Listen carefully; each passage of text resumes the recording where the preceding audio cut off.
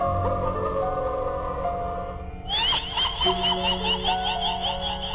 strongest economic power. However, China's flag didn't always look like this. Throughout history, the different referred to as the maple leaf flag, designed by George Stanley, was only adopted in 1965. So let's take a look at its evolution. Landmass between Russia, mainland Southeast Asia, the Indian subcontinent, and Central Asia. Its more than 9,000-mile-long coastline abuts the Yellow, East, and South China Seas. China is the world's second largest country. Most of Canada is uninhabited wilderness, and Arctic temperatures make the Northern Territories inhospitable to large. Chinese politics explained simply. Why is China so important? China is the world's most populous country with over 1.4 billion people, and since the introduction of economic reforms in the late 70s, the country has seen incredible growth. Currently, China is the world's second largest economy by nominal GDP, just behind the US. China is also the world's largest manufacturing economy and exporter of goods. Who doesn't own something with a label marked Made in China? It is also the world's fastest growing consumer market and the second largest importer of goods.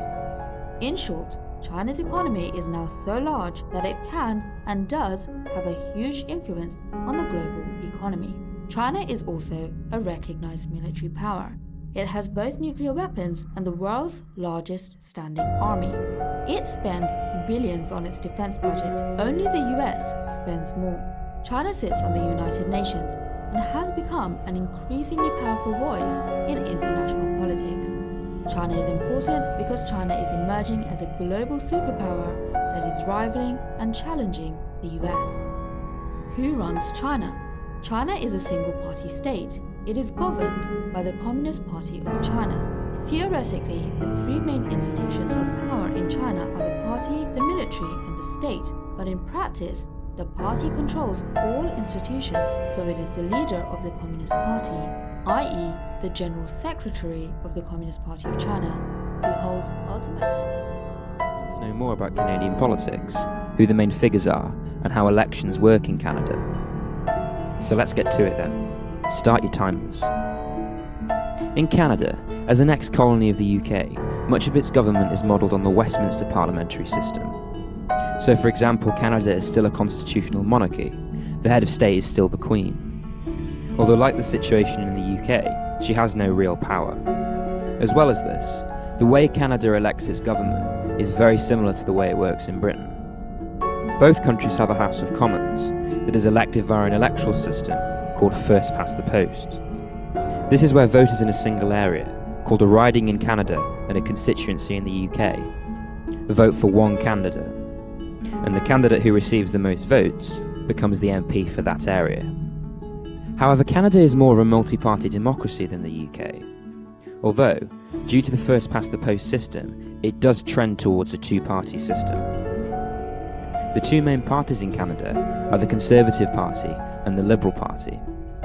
The Liberal Party is centre-left and led by the current Prime Minister, Justin Trudeau, whereas the Conservative Party is centre-right and its leader is Andrew Scheer. Other parties exist as well, including the New Democratic Party, which is more to the left of Trudeau's Liberals. As well as this, there's the Bloc Québécois that wants the province of Quebec to become a sovereign, independent country. There's also the Green Party, an environmentalist party led by Elizabeth May.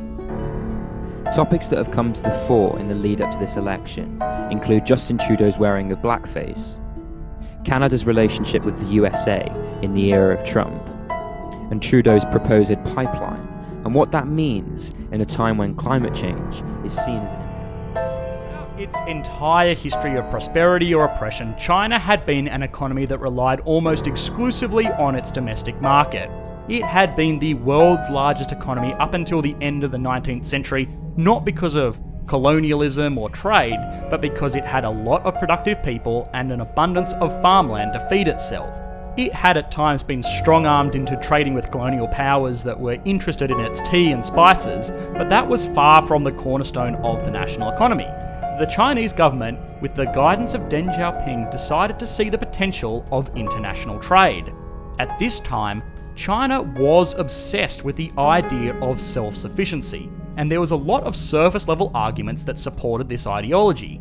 China was supposedly a workers' paradise. Why would they utilise labour from overseas to make things that could have otherwise been made by a Chinese worker?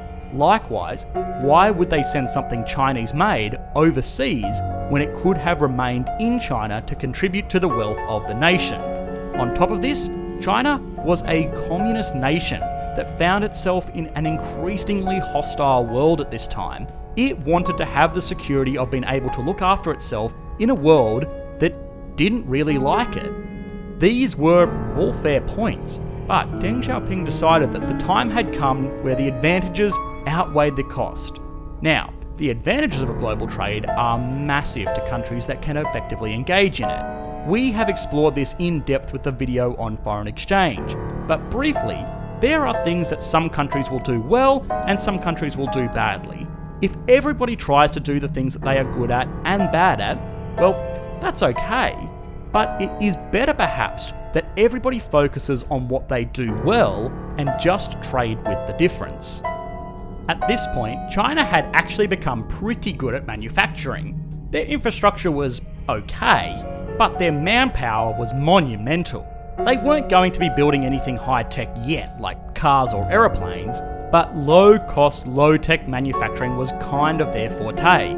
They needed to produce everything a poor nation needed, which made them really good at producing cheap things. Also, ironically enough, it had become pretty terrible at farming.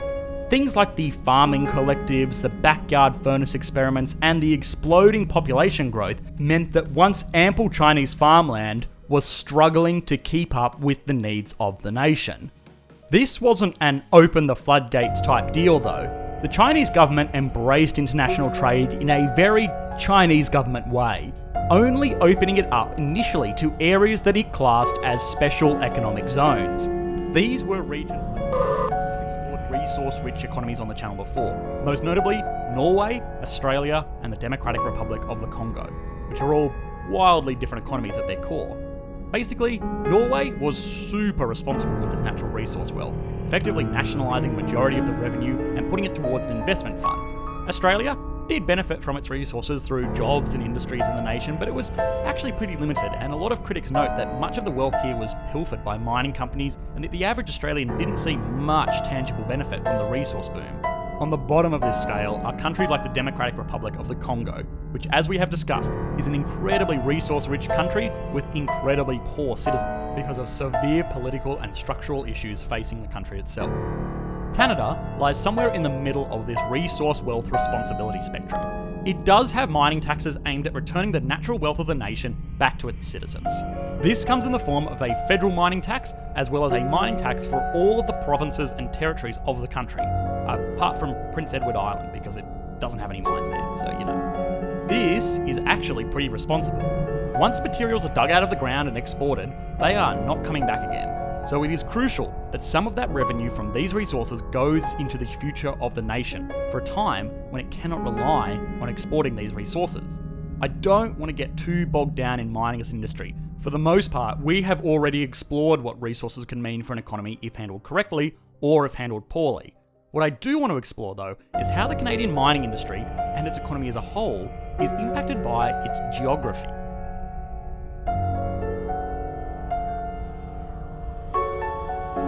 So, you came for economics and you are going to get a geography lesson.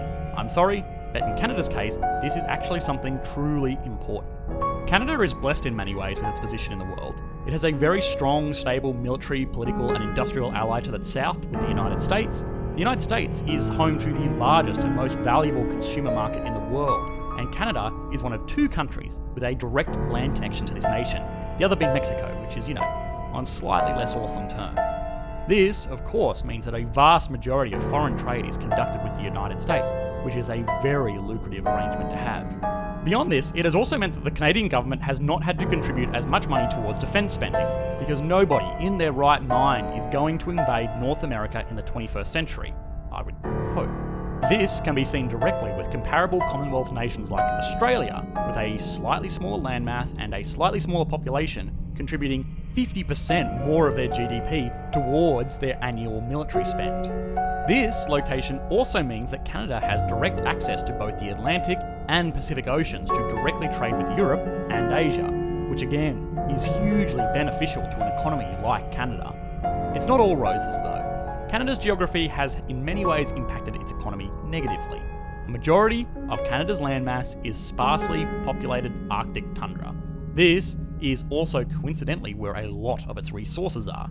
This makes resource extraction far more expensive than it would be in a regular economy. If you have ever watched Ice Road Truckers, you will know that the conditions that these mines operate in is extreme, and it costs a lot of money to run these facilities when compared to mines in Australia or the United States or stable Middle Eastern countries. The average Canadian mine has a lower profit margin because of these environmental expenses. Perhaps the most topical example of this, holding back the Canadian industry, is its shale oil reserves. Shale oil production is done through a very intense industrial process that makes it more costly than simply pumping liquid crude oil out of the ground. But it is still an industry that has seen much success in many countries around the world, including the United States.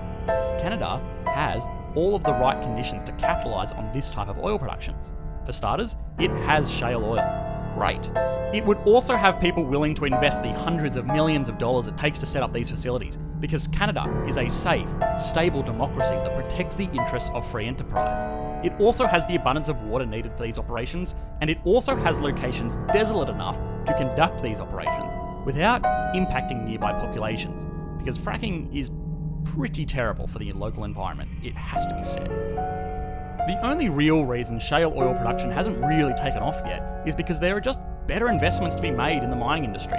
Shale oil extraction is already more costly than liquid oil extraction, and then when you couple that with the additional expense from operations in harsh environments like Canada, it just makes more economic sense to invest in more lucrative oil fields in other countries.